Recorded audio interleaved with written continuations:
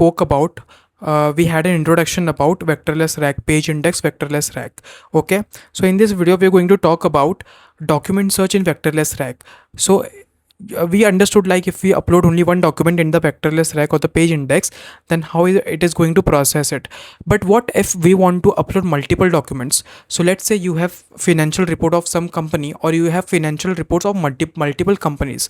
So how will you upload that multiple reports, and then how those reports are going to be processed in vectorless RAG or page index? Okay, so in case if you haven't watched the last video, so this is the prerequisite in order for watching this video, that you have to watch the last video of this playlist. Okay, so now let's talk about document search in vectorless RAG. So document search in vectorless RAG can basically be done on the basis of three things. Number one is your metadata. Okay, so if you have documents which have a lot of metadata, then second, based upon semantics, and then based upon descriptions. Okay, now in this video we will particularly focus upon metadata, and in the upcoming videos we'll focus upon semantics. We'll also focus upon then descriptions. Okay, so now let's start today's discussion with document search by metadata.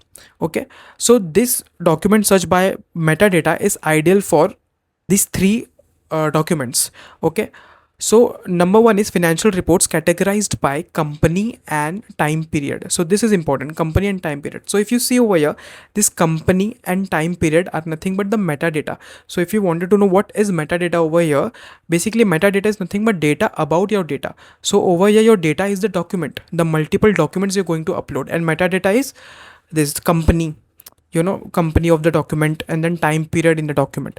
So let's now again read this line: financial reports categorized by company and time period. So basically, let's say you have a financial report of the company Google of the year 2025. Okay, company Google year 2025. Let's say you have one more financial report of company Amazon year 2026. Okay, so over here these two documents are your data. Okay, and the company and year of this document and the company and year of this document is nothing but your metadata. Okay, hope you understood this one. Second type of document is the legal documents, which is actually categorized by case type. So for example, you have a legal document with a case type as criminal.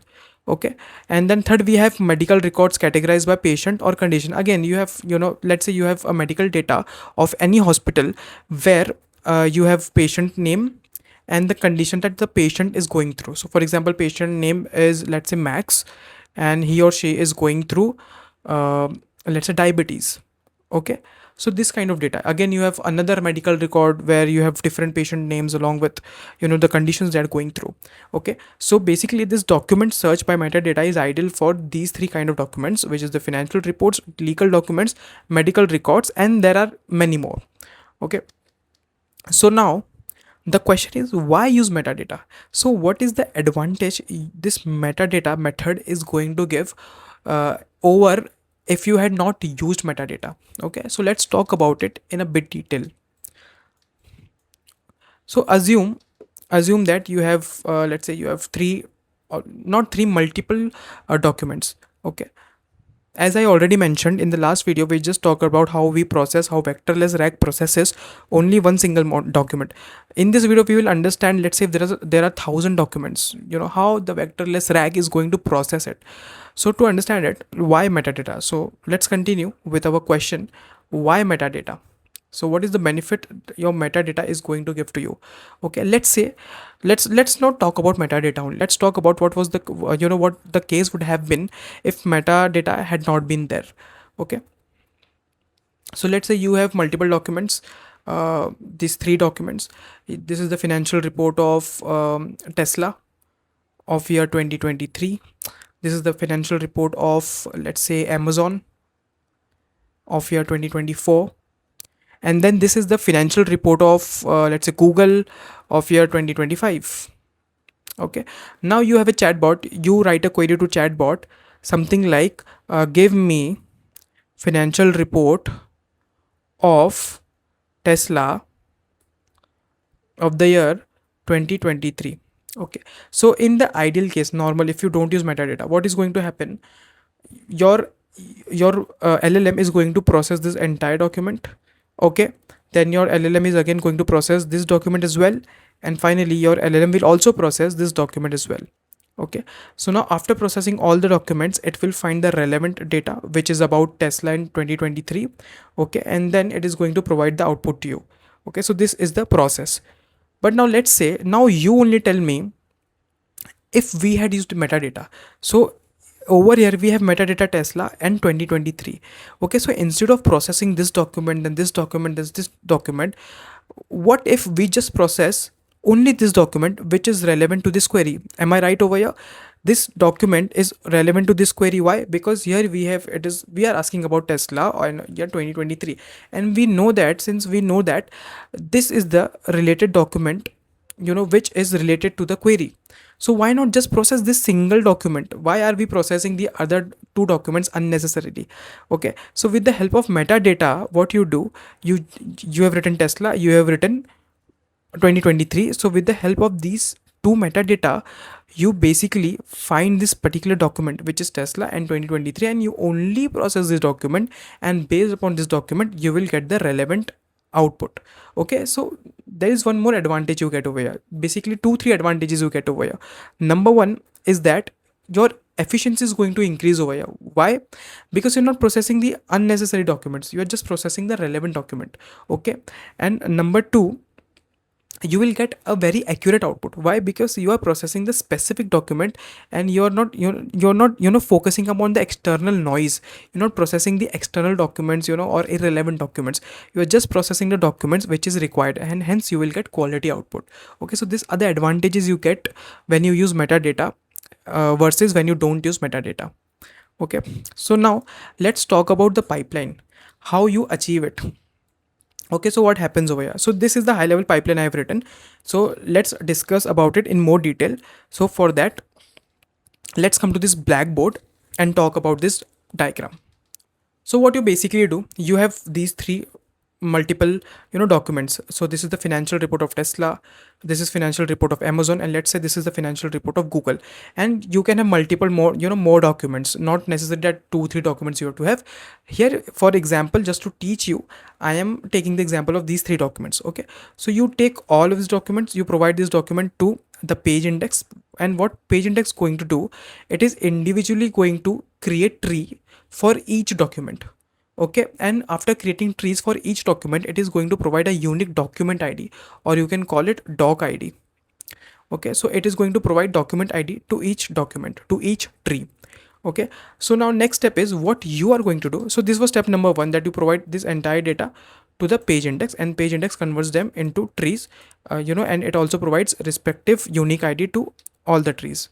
Okay, now what we do, we basically create a table, a database. Okay, so in the database, let's say the name of the table is, this table is documents. So over here you store this doc ID, all these doc ID 01, 102, 103, along with the metadata. So these are the metadata we already discussed, right? Company, year, then type. Okay, so over here you have doc ID 101, company Tesla, year 2025 in 2023, and type is finance, and so on and so forth. Okay, so now whenever user queries something, so whenever user queries something, so over here let's say user queries, give me financial report of Tesla of year 2023.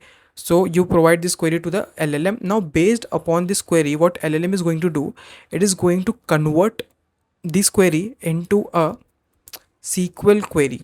Okay, so if you see, the query was give me financial report for Tesla 2023. So now it has converted into select the document from the documents table. So this was our documents table where companies Tesla and year is 2023. So we have to get the document from the table documents where company is Tesla and year is 2023. Okay, so we go to this document. Okay, we fetch this data, so we get the document ID, this particular document ID 101. Okay, why we get this document ID? Because here company is Tesla and year is 2023, company is Tesla and year is 2023, so that is why we get this document ID which is 101. So you're going to get this document ID 101. Okay, I hope you understood this much. Okay, so let me just write it, document ID 101. You get this document ID. Okay, I hope I'm clear with this. Now what we do, basically we provide this document ID to your page index. So we just take this document ID and we give it to page index. Okay. So now what page index is going to do with the help of this document ID, it is going to pick the the document with that particular document ID that we have provided to page index. So your document ID is 101, so page index is going to pick this particular tree of Tesla. Why? Because it also has document ID. It is, it is a document with doc ID 101. Okay, I hope this much is clear to you. With this we actually know, so with this we actually know that now we have to process only this document. So now we are removing the clutter, so we are not going to process this document and we are not going to process this document.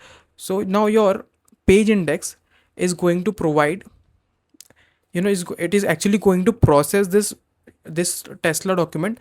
It is going to provide the document to your LLM, and finally your LLM will give you the final output, or it will generate the final output. So let me just summarize what I just taught you. Okay, so you take all the documents, you provide all these documents to page index converts all the documents into trees, and it is going to provide document ID to each tree. Okay, then you create this table. Okay, so here we have given it the name as docs. So you basically create this table. Just a second.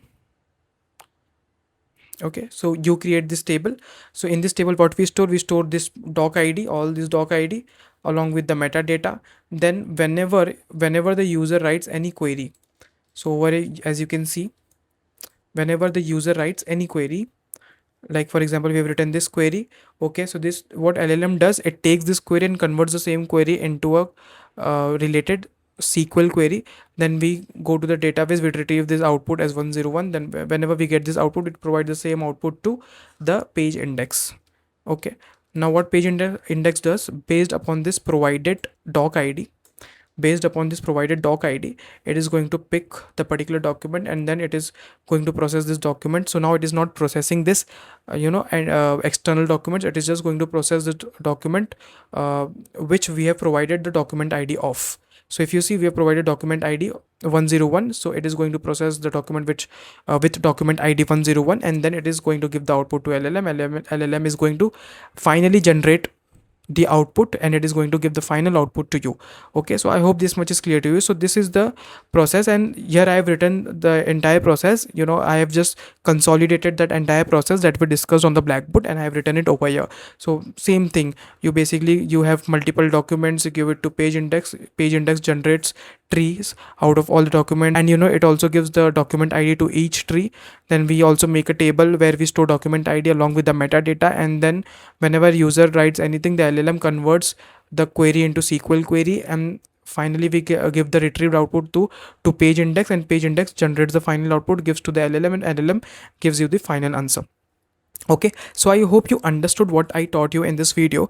So in the further videos, as we continue this series, so in the further videos, you will also get the answer to the question whether RAG is really dead or not, because this is something which is very a hot topic in the market, or very hot question in the tech world, whether RAG is really dead or not. Okay, so be with me in this series. Definitely you will get the answer to this question. Okay, so thank you so much. Stay tuned for the next one, and I'll see you in the next one. Thank you very much.